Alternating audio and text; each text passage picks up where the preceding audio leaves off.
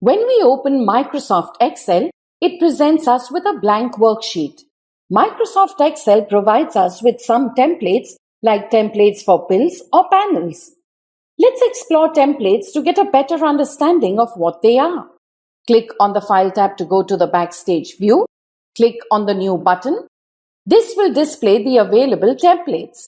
These two icons here of Sample Template and My Template are the templates that are available on the hard drive of your computer. Click on Sample Template. When you click on any of the template, you get a small preview here on the right-hand side with a Create button at the bottom. Click on the Back button here, and the remaining options that you see here are the templates that are available online on theoffice.com. Let's click on the Invoices icon. When we do that, we can see few folders. Click on the Sales Invoices folder. When you click on any of the templates, you get a preview on the right-hand side. But in this case, the Create button is replaced by the Download button as it has to be downloaded from the internet. Let's go to the main screen by clicking on this button. Click on the Sample Template icon, click on the Billing Statement template, and click on the Create button on the right-hand side. We get this workbook that is created from the Billing Statement template. Here you can make changes according to your need and just take a printout. For starters, let's just adjust the column width of column E. Let's take a cell pointer at the border of two column header, E and F. When it converts to a double-headed arrow, just click the left mouse button and drag it to the left. Now it looks fine. Let's put the name of our company. Click on the Your Company name, press the Delete key and start typing Chocolate Factory.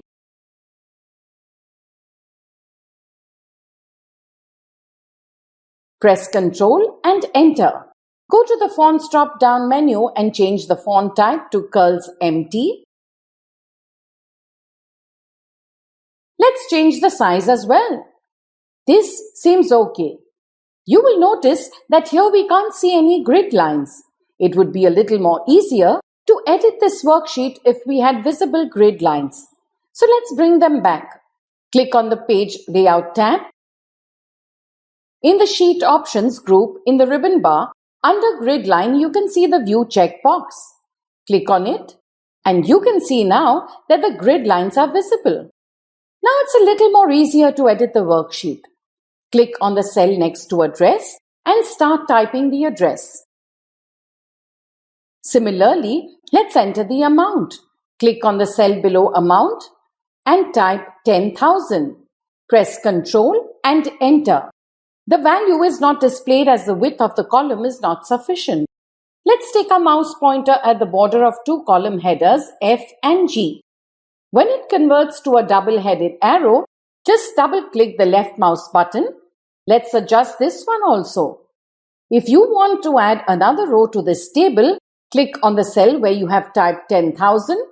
Right-click, take your mouse pointer to the Insert options and click on Table Row below. And a new row is added. Click on this cell and type 12,000. Press Ctrl and Enter. We can see the rest of the work is done by Excel itself. If you browse through the various templates and find the one that you require, your work can be reduced to a great extent. Now that we are done working on it, let's save the file. Press the F12 key to open the Save As dialog box. Let's give it a name, say Bill 1, and click on the Save button. This concludes our tutorial on templates.